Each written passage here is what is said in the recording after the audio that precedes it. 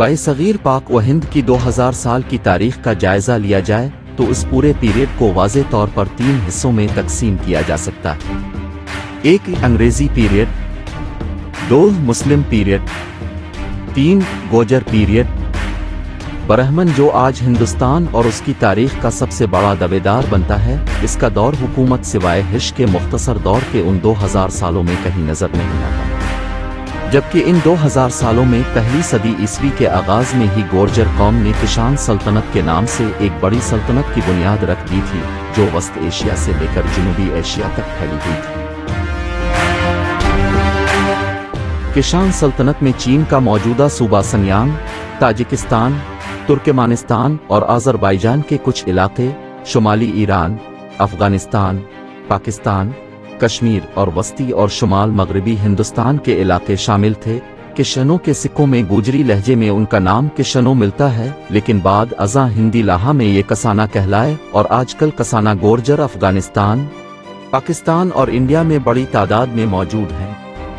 4वीं सदी ईस्वी में कशिनो सल्तनत के ज़वाल के बाद गोजर कौम की मुख्तलिफ रियासतें वजूद में आईं, लेकिन इनमें सबसे बड़ी और ताकतवर रियासत गोर्जर देश के नाम से ही कायम हुई, जो 550 ईस्वी से लेकर 13वीं सदी ईस्वी तक कायम रही। इस सल्तनत के हुक्मरान गोर्जर परतहार कहलाए। बरसगीर की तारीख के क्लासिकल पीरियड में गोर्जर परतहार हुक्मरानों को एम्पीरियल पावर की हैसियत हासिल थी। के.एम. मुंशी, जो कि खुद एक ब्राह्मण था, उसने अपनी किताब ग्लोरी डेट वज गोरजीरा देसा में लिखा है कि बरसगीर की तारीख का सबसे सुनहरा दौर गोर्जर देश का दौर था। गोजर देश के जुनूब में राष्ट्रकूटा हुकूमत थी। इसके राजा गुदा सुइन ने 810 ईस्वी में अपनी याददाश्त में लिखा है, इसके दादा की जंग गोजर देश के गोजर हुक्मरानों से हुई थी। इसने लिखा, ये गोजर बादशाह के शतरों में ऊंचा दर्जा रखते। गिरजर परतहार दौर के चंद मशहूर गुजर बादशाहों का तस्करा तारीख में हसब झैल। 1 नाग भट्ट अव्वल, इसने 730 ईस्वी से 756 ईस्वी तक हुकूमत की और अपना कंट्रोल मंदोर से मशरिक और जनूब में बढ़ाया, जिसके नतीजे में पड़ोसी रियासत मालवा को ग्वालियर तक और गुजरात को भिरविच की बंदरगाह तक फतह कर लिया।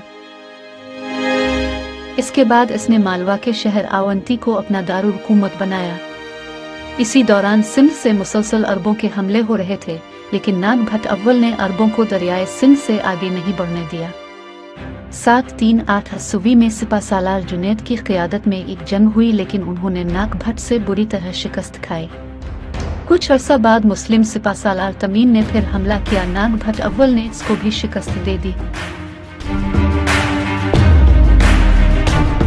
ग्वालियर के किले से बरामद होने वाली तहरीरों में ये लिखा हुआ है कि नाग भट्ट अव्वल ने अरबों की एक बड़ी फौज को शिकस्त दी थी, जिसमें 15,000 घड़सवार, 5,000 प्यादा और 2,000 ऊंट सवारों के अलावा बड़ी तादाद में मुहासरा और पिल्ली भी शामिल थे। इसके अलावा मुस्लिम फौज में अरब दस्ते के अलावा सिंध के हिंदुओं और तर्क बाशिंदों के दस्ते भी शामिल थे। 2 नाग भट्ट दुवम, इसने 805 ईस्वी से 833 ईस्वी तक हुकूमत की और बिहार को भी पाला हुक्मरानों से छीन लिया और वस्ती हिंदुस्तान को भी अपनी कलमरों में शामिल कर लिया।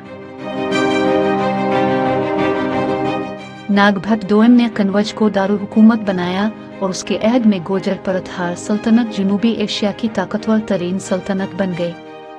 नाग भट्ट दोम के बाद इसके बेटे रामभर ने 3 साल हुकूमत संभाली, लेकिन सिर्फ 3 साल हुकूमत करने के बाद इसने इनान हुकूमत अपने लायक और फायक बेटे मेहर भोज को दे दी।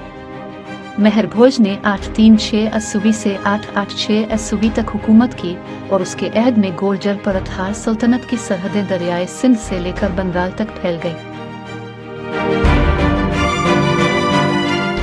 जबकि जनूब में दरियाए नर्मदा से लेकर शुमाल में उत्तर प्रदेश तक के इलाके उनकी कलमरों में आ गए। इस दौर में गोजर परतहार सल्तनत खुशहाली और ताकत के उरूज तक पहुंची। इस दौर को गोजर परतहार सल्तनत के उरूज का दौर कहा जाता है और मेहर भोज को तारीख में गोजर आजम कहा जाता है। इस अरसा के दौरान इंपीरियल गोजर परतहार खानदान ने आर्यावर्त के महाराजा धीरज यानी राजों के राजा का खिताब भी हासिल किया।